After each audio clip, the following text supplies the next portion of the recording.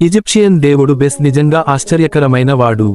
ఇటీవల నిర్వహించిన అద్భుతమైన అధ్యయనంలో పాతకాలం ఈజిప్షియన్ ప్రజలు బెస్ ఆకారంలో తయారు చేసిన పాత్రలలో హల్లుసినోజెనిక్ భ్రమల ఊపిరి కలిగించే పదార్థాలను కలిపిన మద్యం త్రాగినట్లు వెల్లడించబడింది. బాలింతల సంరక్షణ, ఆనందం మరియు రక్షణకు సంబంధించి పూజించబడే ఈ బొద్దు దేవుడి రూపాన్ని కలిగిన పాత్రల వాడకం వారి ఆధ్యాత్మిక, ఆచార సంబంధిత జీవితాన్ని కొత్త కోణంలో చూపిస్తోంది. 2200 సంవత్సరాల నాటి ఒక బెస్ ఆకారపు కప్పులో ఉన్న అవశేషాలను శాస్త్రవేత్తలు విశ్లేషించగా విభిన్న పదార్థాల సంక్లిష్ట మిశ్రమం ఉన్నట్లు బయటపడింది. ముఖ్యంగా పెగనమ్ హర్మాలా, సిరియన్ రూ మరియు నింఫియా కేరూలియా, బ్లూ వాటర్ లిల్లీ అనే మానసిక స్థితిని ప్రభావితం చేసే మొక్కల అవశేషాలు లభించాయి.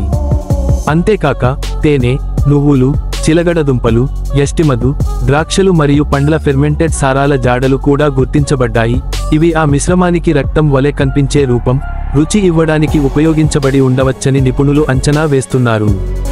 మరింత ఆశ్చర్యకరమైన విషయానికి ఏమంటే ఈ మిశ్రమంలో మానవ శరీర పదార్థాలు, రక్తం, లాలాజలం, తల్లిపాలు మరియు యోనిస్రావణం కూడా లభించాయి. ఇది ఈ పానీయం అనూహ్యమైన ఆధ్యాత్మిక అనుభూతుల కోసం లేదా ప్రవక్తల కలలు కలిగించేందుకు రూపొందించబడిందనే ఉద్దేశంతో తయారయ్యిందని సూచిస్తుంది. ఈ ఆచారాలను సోలార్ ఐ మిత్ తో అనుసంధానించారు. ఇందులో బెస్ దేవుడు ఆకాశ దేవత అయిన హాథోర్ను మత్తెక్కించే రక్తపు రూపంలో ఉన్న మద్యంతో శాంతింపజేస్తాడు, తద్వారా ఆమె నిద్రించడంతో గొడవ పరిష్కారమవుతుంది. ఈ ఘట్టాన్ని గిజా సమీపంలోని సక్కారాలోని బెస్ ఛాంబర్స్ లో పునరావృతంగా ప్రదర్శించే ఉద్దేశంతో క్రియలు నిర్వహించబడ్డాయని భావిస్తున్నారు, ప్రధానంగా ప్రసవ సమయంలో లేదా ఇతర ముఖ్యమైన జీవిత ఘటనల సమయంలో దైవ ఆశీర్వాదం కోరుతూ.